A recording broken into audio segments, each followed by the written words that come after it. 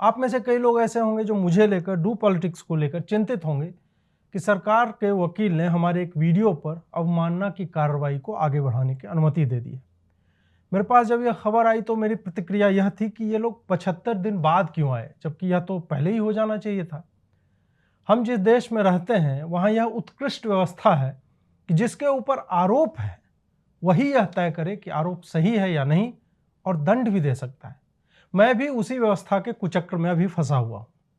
जैसे ही यह खबर आई तो मेरे मित्र और आप लोग भिन्न भिन्न माध्यमों से अपनी चिंता जताने लगे कि ये क्या हो रहा है और अब आगे क्या होगा। देखिए, मैं मानसिक रूप से इसके लिए 24 जून से ही तैयार था कि ये तो होकर रहेगा, क्योंकि जो मैंने बोला है वो फुसफुसाने वाली बात थी। जो मैंने कहा है वो सत्य भी है, उचित भी है, लेकिन वह कह देना आपराधिक है। ऐसी बात हमारी न्यायिक व्यवस्था मानती है। जब यह वीडियो आया था उस वक्त भी विधि व्यवस्था से संबद्ध वकील और प्रशासनिक अधिकारियों ने मुझसे कहा था कि ऐसा आज तक न तो किसी ने कहने का साहस किया है, न आगे कोई करेगा। साथ ही उन्होंने कहा कि मेरे ऊपर केस होना तय है, सिर्फ संख्या का अंतर हो सकता है कि 1 केस होगा या 100 केस होंगे। कई शुभचिंतकों की राय यह थी कि अगर यह मामला आगे जाता है तो कोर्ट में मैं माफी मांग लूं, जो सबसे उचित रहेगा। यह उनका स्नेह बोल रहा था, और इस तंत्र को लेकर अनकहा डर कि यह चाहे तो अर्णव को 8 दिन जेल में रख सकता है, यह चाहे तो मेरा पूरा जीवन कारागृह में दीवार पर नाखून खुरचने में बिता सकता है। ऐसा नहीं है कि मुझे यह बात ज्ञात नहीं है कि तंत्र जब अपने पर आ जाए तो मेरे प्रत्येक रोम छिद्र में अम्ल भर सकता है और मुझे अवसाद तक ढकेल सकता है। यह सब ज्ञात है मुझे। अब प्रश्न यह है कि मैंने तब भी यह वीडियो क्यों बनाया। मेरी पृष्ठभूमि जब आप देखेंगे तो पाएंगे कि मेरे माता पिता के पास इतना धन नहीं था कि वो मुझे कहीं भी अच्छी जगह शिक्षा दिला सकते। मैंने परिश्रम किया, सरस्वती जी की कृपा रही तो सैनिक स्कूल तिलैया में पहुंचा। मेरे पिता ने इतनी कम संपत्ति के साथ जिस जीवट सोच के साथ परिश्रम किया वो आसपास के 10 गांव के लोगों के लिए अकल्पनीय था। मेरी माँ ने जैसे परिवार को संभाला है वह दूसरे लोगों के लिए प्रेरणादायक है। ऋण लेकर, ब्याज चुकाकर, आवेदन लगा लगा कर कि फीस देने में कुछ दिन की देरी हो जाएगी, उस पिता ने शरीर पर एक धोती पहनकर मुझे ऐसा अनुभव नहीं होने दिया कि मैं निर्धन हूं। मैंने घिसे जूतों में हुए छेद और फिर उसे पहनने से मोजे में हुए छेद और अंततः जूतों के भीतर पांव में पड़े छाले लेकर शिक्षा पाई। पिता को बताता नहीं था कि वो पैसे कहां से लाएंगे, मुझे बाहर सुखाता नहीं था कि दोस्त देख लेंगे। मेरे पिता का संबल हनुमान जी में उनकी गहन आस्था थी और मेरा संबल मेरे पिता और मेरी माँ थे। बाद में बिना किताबों के, क्योंकि वो महंगे थे, पुस्तकालयों में जा जाकर अंग्रेजी साहित्य पढ़कर दिल्ली विश्वविद्यालय के किरोड़ीमल कॉलेज से अपने क्लास का बेहतरीन छात्र बना। किताबें नहीं खरीद सकता था तो फोटोकॉपी करवाता था। मुझे याद है कि रेनेसां ड्रामा की एक किताब महज 150-200 पन्ने की 1600 रुपये की थी। 2004 की बात कर रहा हूँ।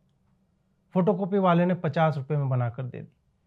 चूंकि टॉपर था और दिल्ली में गरीबी भी एक फैशन है, तो मेरी निर्धनता, कपड़ों का अभाव इसमें छुप जाता था कि कई लोग तो महीनों तक एक ही जींस शर्ट और कुर्ता और झोला लेकर टहलते रहते थे। इसके बाद मैंने नौकरी शुरू की ताकि पिता को अपने बोझ से मुक्ति दिला सकूं।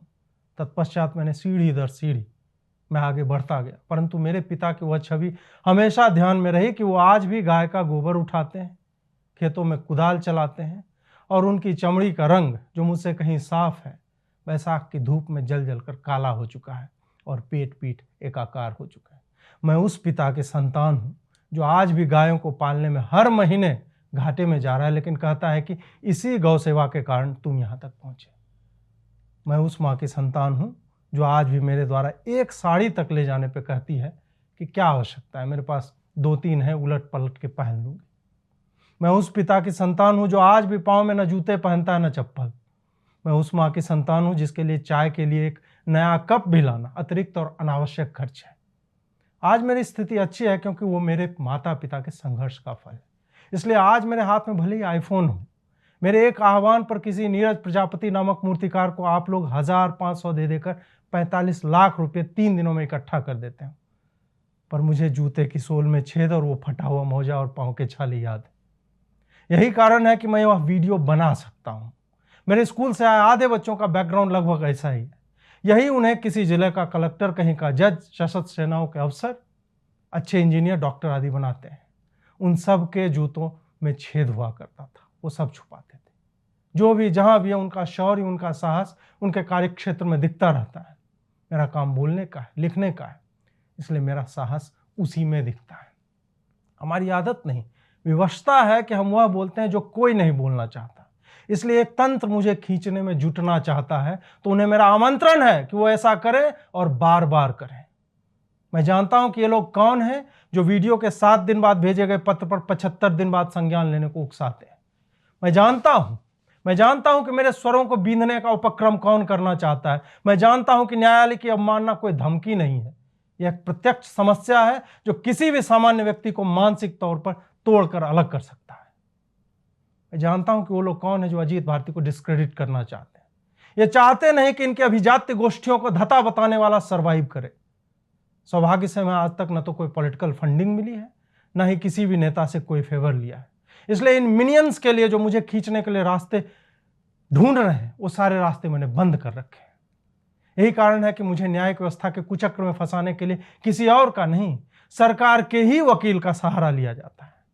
यह एक संदेश है, कूट संदेश, जिसे आप समझिए। इन सब के नाम मैं आने वाले दिनों में लूंगा और बताऊंगा कि ये कितने अधम और पतित लोग हैं। अब आप इस सरकारी कागज पर ध्यान दीजिए कि एक सरकारी वकील जिसे स्पष्ट तौर पर हिंदी का ज्ञान नहीं है, वह हर दृष्टिकोण से एक व्यस्त व्यक्ति माना जाएगा। उसे एक वैसे वीडियो के कारण न्यायालय की गरिमा गिरती दिखती है जिसे 1-2 लाख लोग देखते हैं।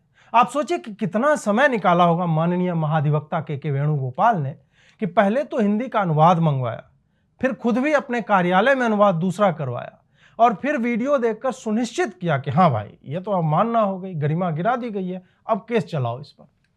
आप सोचिए कि सरकार के वकील के पास कितना खाली समय है, जबकि उन्हीं की न्यायिक व्यवस्था में 4 करोड़ मामले लंबित हैं, लेकिन उनकी जड़ें एक वीडियो से हिल जाती हैं। मैं एक किसान का पुत्र स्वयं को कभी गंभीरता से नहीं ले पाता, क्योंकि मैं कितना ऊपर उठ जाऊंगा इस उम्र में। कितने चाय बेचने वाले प्रधानमंत्री बन जाते हैं। भाग्य का तो ऐसा है कि आज तक 100 स्क्रैच कार्ड अगर खुर्चे होंगे तो कभी 5 रुपया तक नहीं मिला। इसलिए कर्म को ही प्रबल मानकर अपना भाग्य में स्वयं लिख रहा हूं। 2.25 लाख लोगों ने वीडियो देखा और इससे अवमानना हो गई, गरिमा गिरा दी हुई। और आपके जज साहब के जजमेंट जो करोड़ों लोगों तक एक बार में पहुंचते हैं, जहां आपको प्रशांत भूषण जैसे लोग सामने से ठेंगा दिखाते हैं, तब तो गरिमा में 4 चांद लग जाते होंगे। मैं अपनी तुलना किसी प्रशांत भूषण, कुणाल कामरा, स्वरा भास्कर या राजदीप से नहीं करना चाहता। इन नीच लोगों के साथ मेरा नाम लिया जाना मेरी अवमानना है। मैं उनके नाम बस इसलिए ले रहा हूं ताकि दुनिया को पता चले कि तुम सब एक ही वैचारिक पिता के संतानें हो। प्रशांत भूषण ने क्या नहीं कहा कोर्ट को, और तुम गिड़गिड़ा रहे थे कि उदारता दिखाई जाए। अपनी ही थूक में डूब मरो कि तुम नुक्कड़ के उन आवारा कुत्तों से भी बिल्कुल अलग नहीं हो जो अपने इलाके में आती अनजान कारों पर अपनी आपसी दुश्मनी भुलाकर मसूड़े दिखाते हुए पेट से गुर्राने की आवाज निकालते हैं। जनता अंधी है क्या कि उन्हें यह भी ना दिखे कि तुम जो कर रहे हो वो क्यों कर रहे हो। 75 दिन बाद एक पत्र का संज्ञान लेना वैसा ही सुखद संयोग है जैसा कि सूर्य और चंद्रमा के साथ पृथ्वी की सीध में बाकी 7 ग्रहों का आ जाना। मैं तुम्हें और तुम्हारे जैसों की चमड़ी के भीतर तक देख सकता हूं कि असल में तुम हो क्या, और मुझे ऐसे कायरों से पूरे जीवन में कभी भी घंटा फर्क नहीं पड़ा। मेरा कातिल ही मेरा मुंसिफ है, क्या मेरे हक में फैसला देगा। मैं यह जानता और समझता हूं लोग परेशान हैं कि मुझे वकील कर लेना चाहिए। आपको अंदाजा है कि सुप्रीम कोर्ट के सामान्य वकील भी एक दिन के 2 लाख से लेकर 25 लाख तक लेते। मैं पैसे कहां से लाऊंगा? बेच दूं पिता की बीघा भर जमीन? 2 सुनवाई में मेरे पास रहने को जगह तक नहीं बचेगी, क्योंकि जब सामने वाला आपके एक वीडियो से ही परेशान हो गया है तो उसका गूढ़ार्थ यह है कि वह वीडियो से नहीं, आपसे परेशान है और आपको शांत करने के लिए उद्यत बैठा हुआ है। लेकिन हाँ, यह हमेशा ही ध्यान रखना कि मैं शांत तभी होऊंगा जब मैं शांत पड़ जाऊंगा। उंगलियां तोड़ दोगे तो बोलूंगा, गला दबाओगे तो लिखूंगा, जेल में डालोगे तो बाहर आकर फिर से अपने काम में लग जाऊंगा। तुम्हें मैं डॉक्टर स्ट्रेंज और डोरमामू की तरह तुम्हारे ही चक्र में ऐसा फंसाऊंगा कि तुम यह समझ नहीं पाओगे कि किसी सिसिफस की तरह मुझे पत्थर को शिखर तक ले जाने में ही तो आनंद नहीं आने लगा। तुम मुझे प्रोमीथियस की तरह पहाड़ के शिखर पर बांध दो कि दिन भर गिद्ध मेरा लिवर खाते रहें और रात में वह पुनः पहले जैसा हो जाए, ताकि वही पीड़ा मुझे प्रत्येक दिन भी मिले। लेकिन मैं इस संतोष के साथ जीवित रहूंगा कि मैंने मानवों को अग्नि का उपहार दिया था। तुम तंत्र हो और मैं उसमें पिसता हुआ एक आम नागरिक, लेकिन किसी छोटी चिड़िया को आंखों से एक बार जलाकर गिराने वाले क्रोधी साधु हर बार किसी का सत्व नष्ट नहीं कर सकते।